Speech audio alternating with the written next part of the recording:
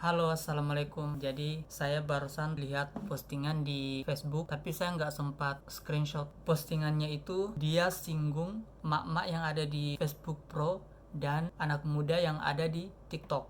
Jadi postingannya itu meme, isinya gini. Anak muda yang ada di TikTok dan emak-emak yang ada di FB Pro sama-sama hama, sama-sama SDM rendah. Tapi meme-nya itu dia tidak menjelaskan konteks. Tapi menurut saya konteksnya pasti tidak lain dan tidak bukan mengenai isi konten. Semua platform pasti ada konten yang bagus dan tidak bagus. Hanya saja standar bagus dan tidak bagus setiap orang itu kan berbeda-beda. Tapi menurut saya yang dimaksud tidak bagus menurut si pembuat meme itu tidak jauh dari isi konten yang sering dikomen. Kontennya tidak mendidik, harusnya konten edukasi, kontennya terlalu 18 plus. Kita tidak bisa memungkiri bahwa konten-konten seperti itu memang ada, tapi masalahnya konten-konten yang muncul di TikTok kita yang kita anggap tidak bagus itu sebenarnya mencerminkan diri kita sendiri, karena FYP-nya kita itu bekerja berdasarkan algoritma TikTok. Begitupun di Facebook, apa yang muncul di FB Pro itu sebenarnya menggambarkan diri kita, karena video-video yang muncul di beranda kita itu adalah berdasarkan ketertarikan, dan ketertarikan ini dinilai dari video mana yang kamu nonton durasinya banyak. Jadi kalau umpamanya yang kamu suka nonton itu video-video 18 plus, ya otomatis yang akan muncul lagi dan lagi itu adalah video 18 plus. Yang kedua, algoritma itu bekerja dari video apa yang kamu tanggapi. Kalau umpamanya kamu sering menanggapi video-video buruk, tanda kutip ya, video-video yang kamu anggap tidak bagus, algoritma yang ada di Facebook membaca bahwa kamu tertarik dengan konten-konten itu. Jadi kesimpulannya adalah konten yang muncul di beranda kita, baik itu TikTok maupun Facebook, itu adalah cerminan dari diri kita, bukan cerminan dari platform. Lagi pula kita bisa mengatur isi konten yang muncul di berandanya kita.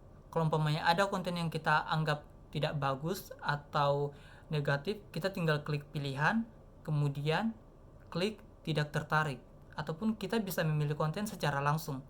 Tinggal klik kolom pencarian, ketik konten yang ingin kita tonton, itu akan muncul, terus diklik tonton. Sebenarnya sesimpel itu. Jadi kalau umpamanya dibilang anak muda yang ada di TikTok dan juga ibu-ibu FB Pro SDM rendah, ya sebenarnya pembuat meme itu yang SDM rendah, karena dia tidak tahu bahwa algoritma medsos itu bisa diatur. Tapi masalah utama yang ada di meme itu adalah pengeneralisasian pemuda yang ada di TikTok, pengeneralisasian semua emak-emak yang ada di FB Pro, ditambah dengan kata-kata yang tidak sopan. Padahal banyak anak muda yang ada di TikTok kontennya positif, banyak dari mereka yang menjual, banyak juga yang jadi seleb TikTok dengan memposting konten-konten lucu yang kasih informasi tentang pariwisata, banyak konten-konten edukasi. Dan sekalipun anak muda yang tidak memberikan konten edukasi selama positif, tidak menghina orang lain, sebenarnya itu sah-sah saja. Seperti misalnya di TikTokku, banyak anak muda yang posting pekerjaan di tambang.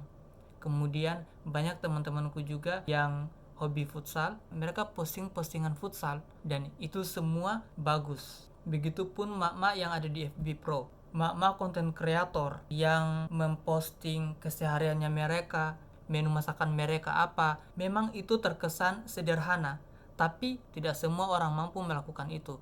Mak-mak yang menjadi konten kreator ini sebenarnya mereka adalah orang-orang yang cerdas karena mampu memanfaatkan Facebook untuk kepentingan ekonomi. Justru ini kita harus contoh.